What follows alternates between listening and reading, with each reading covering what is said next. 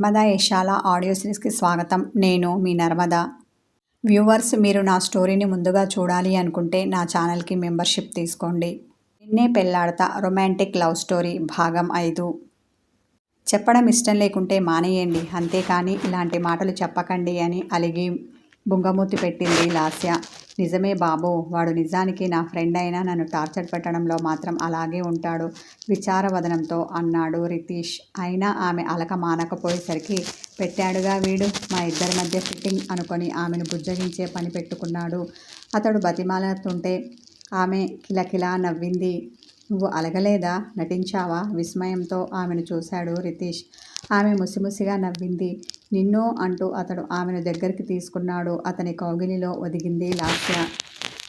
అతను ఎవరో కానీ ఒకసారి మన ఇంటికి తీసుకొని రండి, చూసి తరిస్తాను. వస్తున్న నవ్వుని మునిపంట ఆపింది లాస్య. ఉడుక్కున్న అతడు ఆమెను కొరకొరా చూసి, వాడెందుకు మన ఇంటికి, నాకున్న ఈ కాస్త మనశ్శాంతి లేకుండా చేయడానికా అన్నాడు. అది కాదండి, మీకు అంత మంచి ఫ్రెండ్ అయినప్పుడు అతన్ని పరిచయం చేసుకోవడం మీ భార్యగా నా బాధ్యత కదా. అంతేకాదు, బ్రదర్స్ లేని నాకు ఒక బ్రదర్ దొరికినట్టు అవుతుంది కదా అంటూ ఆలోచనగా బుగ్గన వేలేసుకుంది. ఆమెను ఏమీ అనలేక పళ్ళు పటపటా నూరుకొని, ఇక ఈ టాపిక్ ఆపుతావా, నాకు నిద్ర వస్తోంది అన్న అతడు లైట్ తీసేశాడు. ఆ ఫ్రెండ్ ఎవరో కానీ పాపం మా వారిని ఒక రేంజ్లో ఆడుకున్నట్టున్నాడు. తన విచారాన్ని వ్యక్తపరిచి అతనితో పాటు నిద్రకు ఉపక్రమించింది ఆమె. ఓ, నీకు అబద్ధాలు చెప్పడం కూడా వచ్చా? ఇక్కడ 6 అడుగుల పైన ఉన్న ఈ హ్యాండ్సమ్ని పట్టుకొని అలా ఎలా అనాలి అనిపించింది? మరి నీకు కళ్ళు దొబ్బాయా అని సంయు బుగ్గలు పట్టి గట్టిగా నొక్కాడు శిఖర్. ఆమె మూతి చేపలా తెరుచుకుంది. ఆమె పెదాల వంక అదోలా చూశాడు. మరోసారి ఎక్స్ట్రాలు చేశావంటే వీటిని కొరికేస్తాను అనగానే ఆమె భయంతో కనురెప్పలు టపటపా ఆడించింది. ఆమె ముఖం దగ్గరికి తన ముఖాన్ని చేర్చిన అతడు అమాయకత్వంతో నిండిన ఆమె కళ్ళను చూశాడు. ఇంకోసారి ఇలాంటి తింగరి మాటలు మాట్లాడకు, నాకు కోపం వస్తే ఏం చేస్తానో నాకే తెలియదు. ఇక వెళ్ళు అవతలికి అని ఆమెను పక్కకు తోసి తన గదికి వెళ్ళాడు శిఖర్. అంతవరకు ఎక్కడ పేలిపోతుందో అన్నంత వేగంగా కొట్టుకున్న ఆమె గుండె అతడు వెళ్ళాక కానీ నెమ్మదించింది. గోడ వారగా ఉన్న కుర్చీలో నీరసంతో కూలబడి తన బుగ్గలు నొప్పి పెడుతుంటే, బండ సచ్చినోడు ఎంత గట్టిగా నొక్కాడు, అసలవి చేతులా, ఇనప కడ్డీలా అని తన బుగ్గలు తడుముకొని అక్కడి నుండి లేచి మంచం మీద వాలింది సంయు. బావ ఎంతో మంచివాడు అనుకున్నాను. ఫారెన్ వెళ్ళాక పూర్తిగా మారిపోయాడు. చిన్నప్పుడు సంయు అంటూ నా వెనకాల బుజ్జి పప్పిలా తిరిగేవాడు. నన్ను ఎంతో ముద్దు చేసేవాడు. నేను ఏదడిగినా ఇష్టంగా కొనిపెట్టేవాడు. ఇప్పుడేమో యాటిట్యూడ్ చూపిస్తూ నన్ను నెగ్లెక్ట్ చేస్తున్నాడు అనుకున్న సంయు బాధపడుతూ మెల్లగా నిద్రలోకి జారుకుంది. నిద్రలో ఆమెకు ఎన్నెన్నో కలలు. ఆ కలలన్నీ డిస్టర్బ్ చేస్తూ రాత్రి చల్లగాలి కోసం తెరిచి ఉంచిన కిటికీ గుండా అప్పుడే ఉదయించిన బాలబాలుని తాలూకు లేత కిరణాలు ఆమె ముఖంపై పరుచుకున్నాయి. బద్ధకంగా ఒళ్ళు విరుచుకొని మెల్లిగా కళ్ళు తెరిచిన సంయు బ్రష్ చేసుకొని ముఖం తుడుచుకుంటూ బాల్కనీకి వచ్చి నిలబడింది. ఇంటి గేటు ముందు బ్లాక్ కలర్లో ఉన్న న్యూ మోడల్ కొత్త కారు ఆమెకు కనిపించింది. మరి కాస్త ముందుకు వచ్చి దాన్ని కళ్ళు విప్పార్చుకొని చూసింది. వావ్, చాలా బాగుంది అనుకున్న ఆమె, ఎవరైనా బంధువులు ఈ కారులో మా ఇంటికి వచ్చారా, లేదంటే నాన్నేమైనా కొత్త కారు ఆర్డర్ పెడితే డెలివరీ అయ్యిందా అనుమానంతో అనుకున్న ఆమె ఇంకా ఆలస్యం చేయకుండా మెట్ల మీద నుండి గబగబా దిగుతుంటే, అప్పుడే వీధిలో నుండి ఇంట్లోకి వచ్చి మెట్లెక్కుతున్న శిఖర్ని ఆమె ఢీకొట్టి కింద పడబోయింది. తనకు తెలియకుండానే ఆసరా కోసం ఒక చేత్తో అతని చొక్కా పట్టుకుంటే మరో చేత్తో మెట్లకి ఉన్న రీలింగ్ పట్టుకొని కళ్ళు గట్టిగా మూసింది. కాసేపటికి అదేంటి, నేను ఇంకా కింద పడలేదు అనుకొని మెల్లగా కళ్ళు తెరిచింది. ఆమె ముఖంలో ముఖం పెట్టి ఆమెను సీరియస్గా చూస్తున్న శిఖర్ ఆమెకు కనిపించాడు. అతను ఆమె ఎక్కడ పడిపోతుందోనని నడుం మీద చెయ్యి పెట్టి తన వైపుకు లాక్కొని ఆమె పడకుండా చూశాడు. లేదంటే ఆమె అతని చొక్కా పట్టుకున్నందుకు ఆమెతో పాటు అతడు ఆ మెట్ల మీద పడేవాడు. అతని చూపుకి భయపడిన సంయుక్త చిన్నగా సారీ అని గొణికింది. అది అతనికి వినిపించక కమ్ అగైన్ బేస్ వాయిస్తో అన్నాడు శిఖర్. ఏడుపు ముఖం పెట్టి సారీ అని గట్టిగా చెప్పింది. అతడు ఆమెను కళ్ళు చిన్నవి చేసి చూసి, ఇదంతా ప్రీ ప్లాన్ కదూ, నువ్వు కావాలని చేస్తున్నావు కదూ. చూపుడు వేలు ఆమె ముఖం మీద చూపించాడు. ఏదంతా అంటూ ఆశ్చర్యంతో నోరు తెరిచింది సంయు. ఇదే ఇలా నన్ను రాసుకొని పూసుకొని తిరగాలని ప్రయత్నించడం, దానికోసం ఇదిగో ఇలా పడిపోవడం అన్నాడు. నేనేం అలా చెయ్యలేదు. నువ్వే కావాలని నాకు ఎదురు వచ్చావు. కావాలంటే చూడు నేను ఎన్ని మెట్లు దిగి కిందికి వచ్చాను. నువ్వు కేవలం 2 స్టెప్పులు మాత్రమే పైకి ఎక్కావు. అంటే నువ్వు కావాలనే నాకు ఎదురు వచ్చి నన్ను కింద పడేయాలని చూశావు అంటూ ఆమెని క్యారెక్టర్ లేని దానిలా చూడడంతో ఉక్రోషపడింది సంయు. అయినా అవునా? అయితే ఇదేంటి? ఆమె నడుముని పెనవేసి పట్టుకున్న తన చేతితో ఆమె నడుముని బలంగా నొక్కాడు.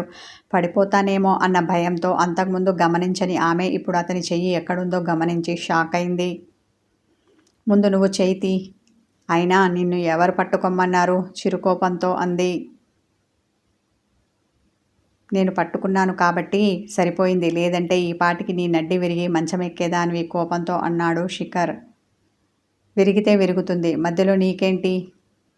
రోషంతో ముక్కుపుటాలు అదురుతుండగా అతన్ని చూసింది సంయు. అలాగా అని అతడు తన చెయ్యిని వెనక్కి తీసుకున్నాడు. బ్యాలెన్స్డ్గా నిలబడని ఆమె వెనక్కి పడింది. అతడు ఒక స్మైల్ ఇచ్చి ఆమెను లేపనైనా లేపకుండా పక్క నుండి స్టైల్గా నడుచుకుంటూ పైకి వెళ్ళాడు. అతడు వెళ్ళే వరకు నోరు మూసుకొని ఉన్న సంయు నిజంగానే నా నడుము విరిగినట్టుంది. ఈ బావగానికి కొంచెం కూడా జాలి దయా లేదు. అందుకే నన్ను లేపనైనా లేపకుండా వెళ్తున్నాడు. చిన్నగా అనుకొని మెల్లిగా లేచి వంటింట్లో ఉన్న తన తల్లి దగ్గరికి వచ్చింది. అమ్మా, మన ఇంటికి బంధువులు ఎవరైనా వచ్చారా? తల్లి మెడ చుట్టూ చేతులు వేసి గారంగా అడిగింది. ఎవరూ రాలేదు. ఎందుకలా అడుగుతున్నావు? ఆమె వంట పని చూస్తూనే కూతుర్ని ప్రశ్నించింది. అది కాదు అమ్మా, మన గేటు ముందు ఒక కారు ఆగి ఉంది. అందుకే అడుగుతున్నాను. వంటింటి కిటికీలో నుండి బయటికి చూసింది. కావాలంటే నువ్వు చూడు, ఇదిగో ఇక్కడ నుండి కూడా కనిపిస్తోంది తన తల్లితో అంది సంయు.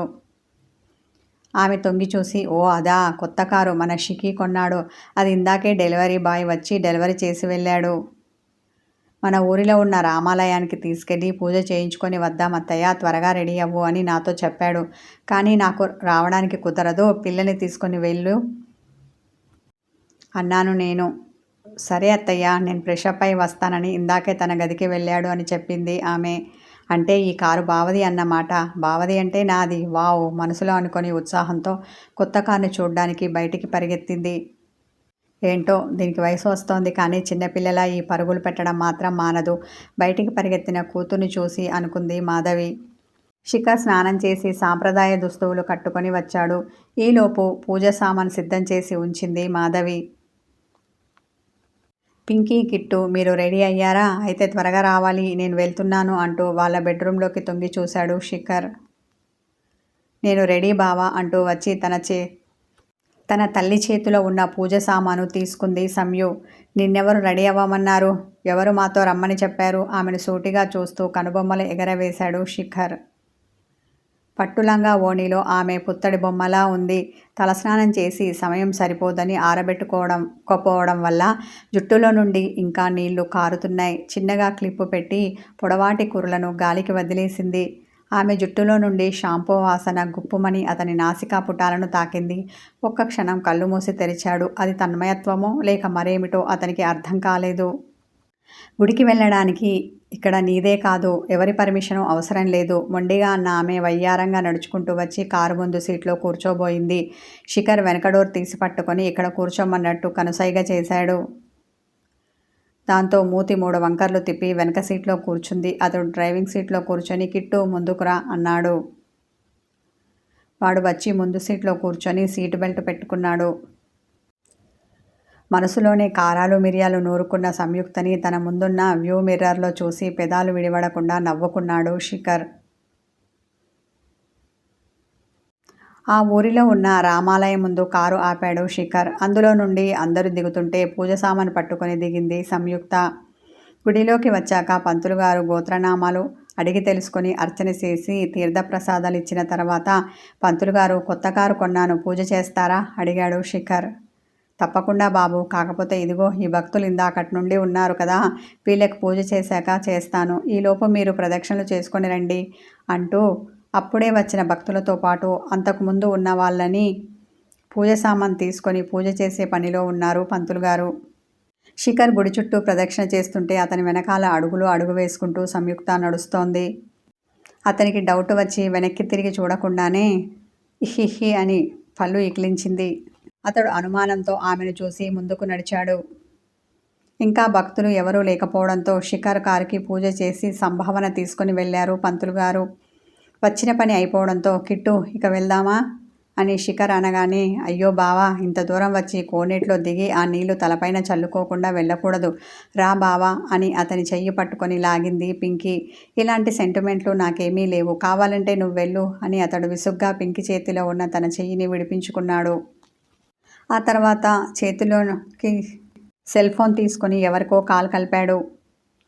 ఇలాంటి వాళ్లకు అలాంటి సెంటిమెంట్లు ఉండవని తెలుసు కదా పింకీ, అయినా మన సాంప్రదాయాలు పద్ధతులు వాళ్ళకి ఎలా తెలుస్తాయి? నువ్వెందుకు అనవసరంగా ఆయన గారిని రమ్మని అడుగుతావు, రా మనం వెళ్దాం వెటకారంగా అని పింకీ చెయ్యి పట్టుకొని సంయుక్త కోనేటి మెట్లు దిగింది. ఈ సంవత్సరం వర్షాలు ఎక్కువగా పడ్డాయి. కోనేరు నీళ్లతో నిండుగా ఉంది. పైగా కోనేటి మెట్లు పాకురు పట్టాయి. పింకీ, జాగ్రత్తగా చూసుకొని నడువు, లేదంటే జారి పడతావు అని పింకీకి జాగ్రత్తలు చెప్తూ అటువైపు చూస్తూ మెట్లు దిగిన సంయుక్త తను కాలు జారి కొలంలో పడింది. బయటికి రాలేక నీటిలో మునకలు వేసింది. దాంతో పింకీ భయపడిపోయి గబగబా పైకి వచ్చి బావా బావా అని కంగారు పడుతూ శిఖర్ని పిలిచింది.